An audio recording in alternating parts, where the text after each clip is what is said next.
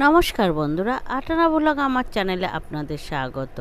আজকে আমি রান্না করব লোটে মাছ। বেশ একটু গোটা গোটা রাখার চেষ্টা করব লোটে মাছ, যাতে ভেঙে না যায়। সেইভাবে আমি আজকে রান্নাটা করব। এখানে লোটে মাছ 1 কেজি নিয়েছি। এটাকে ধুয়ে না আমি একটা পাতিলেবুর রস মাখিয়ে রেখে দিয়েছি। এই সময় আমি নুন হলুদ কিছুই মাখাবো না, স্রেফ পাতিলেবুর রস মাখিয়ে 2 ঘন্টা রেখে দিয়েছি। এবার একটা প্যানের মধ্যে আমি সর্ষের তেল নিয়েছি, নিয়ে এটাকে গরম করে এর মধ্যে 300 গ্রাম পেঁয়াজ রাফলি কেটে নিয়ে আমি দিয়েছি। 1 কেজি মাছের জন্য আমি এখানে 300 গ্রাম পেঁয়াজ নিয়েছি। যেহেতু এটা আমি একটু গ্রেভি টাইপের বানাবো, তো সেই জন্য একটু পেঁয়াজ বেশি লাগবে।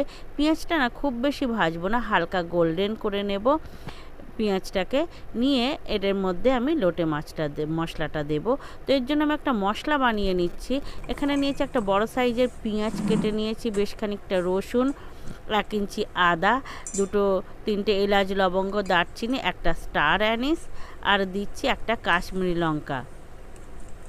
এটাকে টুকরো করে দিচ্ছি 2টো তেজপাতা, এটাকেও টুকরো করে দিচ্ছি।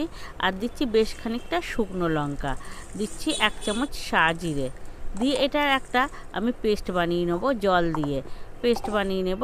এবারে দেখুন পেঁয়াজটা আমার হালকা ব্রাউন কালার হয়ে এসছে, গোল্ডেন ব্রাউন।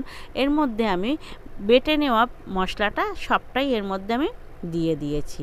দিয়ে গ্যাসটা কমিয়ে নিয়ে না আমি মশলাটাকে কষে নিচ্ছি। একটু তেল বেশি দিতে হবে, যেহেতু আমি লোটে মাছটা গোটা গোটা রাখছি আর পেঁয়াজের পরিমাণটাও বেশি আছে, তো ওই জন্য তেলটা একটু আমি বেশি করে দিয়েছি। দিচ্ছি হলুদ, লঙ্কার গুঁড়ো আর দিচ্ছি লবণ, দিয়ে মশলাটাকে না আমি কষিয়ে নিচ্ছি। মশলাটা মোটামুটি কষে এসছে, কেন এই সময় আমি দিয়ে দেব এর মধ্যে 2 চামচ টমেটো সস।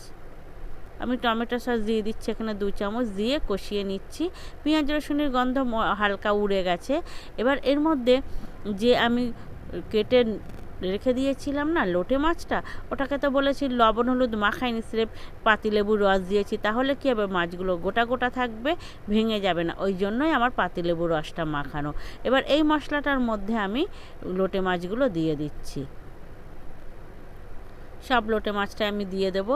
পাতিলেবুর রস মাখালে মাছগুলো খুব শক্ত হয়ে যায়, সহজে ভাঙে না।